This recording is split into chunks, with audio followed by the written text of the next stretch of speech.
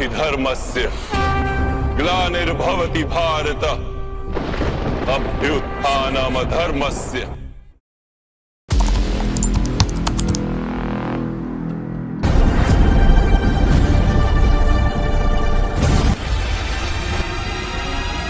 अगर मैं तुमसे कहूं कि दुनिया का अंत न्यूक्लियर वॉर से नहीं होगा, ना ही किसी एस्टेरॉयड से, बल्कि इंसान की अपनी सोच से होगा, तो शास्त्र कहते हैं जब पाप अपनी हद पार कर लेता है, जब सच बोलना गुनाह बन जाता है, तब भगवान खुद धरती पर उतरते हैं और कलयुग के अंत में उनका नाम होता है कल्कि। आज हम एक ऐसे युग में जी रहे हैं जहां सब कुछ फास्ट है, इंटरनेट फास्ट है, जिंदगी फास्ट है, लेकिन इंसान अंदर से खाली है।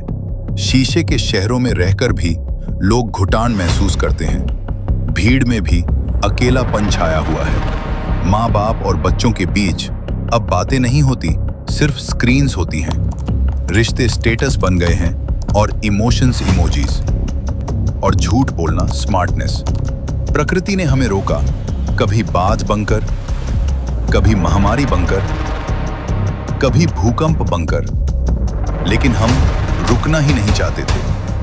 फिर आई आर्टिफिशियल इंटेलिजेंस। मशीन्स ने सोचना शुरू कर दिया और इंसान ने महसूस करना छोड़ दिया। काम आसान हुआ पर इंसान कमजोर होता गया। यहां तक कि प्यार भी वर्चुअल हो गया। जज्बात बोझ लगने लगे, लोग साथ रहकर भी दूर होते चले गए और इंसान अपनी ही बनाई हुई दुनिया का कायदी बन गया। फिर आया कलयुग का आखिरी दौर। जमीन सूख जाती है, आसमान जहर बरसता है, सूरज जलाता है, इंसानियत अपनी आखिरी सांस लेती है।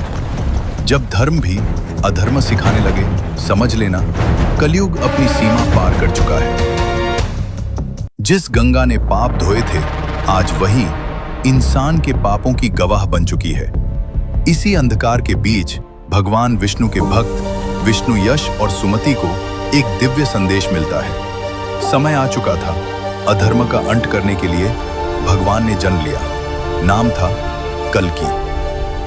ये सिर्फ एक योद्धा नहीं था, ये न्याय का अवतार था। अमर योद्धा उन्हें शिक्षा देते हैं, बल, ज्ञान, त्याग और धर्म।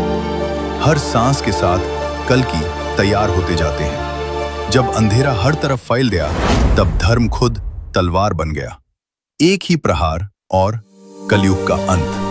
अंधेरा चला गया, सच वापस आ गया, सत्य युग फिर से शुरू हुआ।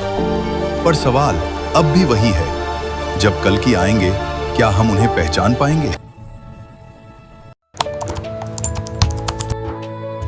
अधर्म के विनाश के पश्चात जब युद्ध की धूल शांत हुई, लक्ष्मी स्वरूपा देवी पद्मावती दिव्य तेज के साथ उनके समक्ष प्रकट हुई।